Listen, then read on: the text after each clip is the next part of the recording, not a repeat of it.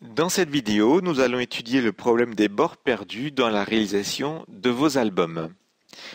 Vos images à imprimer doivent être plus grandes que ce que vous voulez obtenir. En effet, les pages vont être coupées mécaniquement et aucune machine n'imprime exactement au même endroit sur chaque feuille. Il y a toujours un léger décalage. Il faut donc faire attention à deux choses. Placez vos textures bien au-delà des pointillés pour les fonds.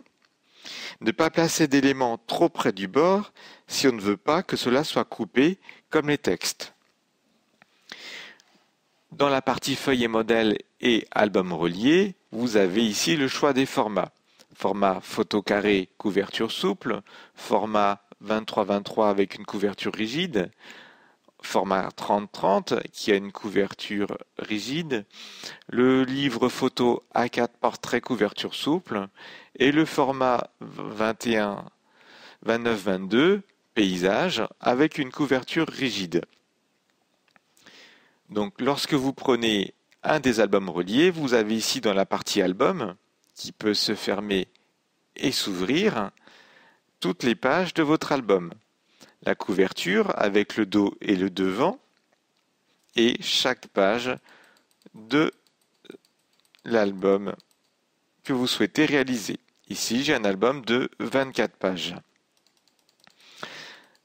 Vous voyez qu'autour de vos pages, vous avez ces pointillés. Ces pointillés donnent la zone du bord perdu.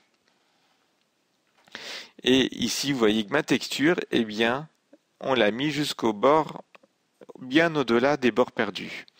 En effet, si je réduis trop, ici, si je mets ma texture juste au bord des pointillés, eh bien, je risquerais d'avoir un bord blanc. Donc, mettez bien au-delà vos textures. Pareil pour les textes. Les textes, si vous les placez trop près du bord ici, vous risqueriez d'avoir le haut de notre ici qui risquerait d'être coupé. Laissez toujours des marges et laissez respirer vos éléments par rapport au bord. C'est la même chose pour vos photos, pour vos embellissements. Sauf bien sûr si vous souhaitez placer un embellissement comme une feuille. Ici je vais rajouter une feuille. Je vais le tourner et vous voulez la placer dans un coin pour faire apparaître seulement une partie. Donc là, effectivement, pas de problème. Ce n'est pas grave si l'élément déborde des pointillés. Si je vais voir une autre feuille, ici par exemple,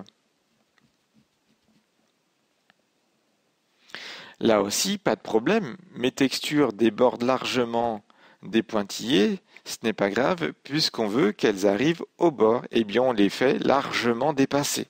Par contre, on a fait attention à ces images et à ces embellissements.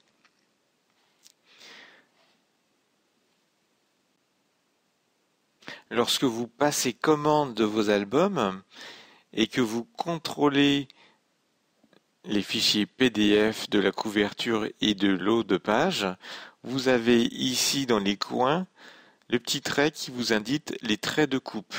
Donc à vérifier si ça dépasse bien et si vos textes notamment ne seraient pas trop près du bord, trop près de ces traits de coupe.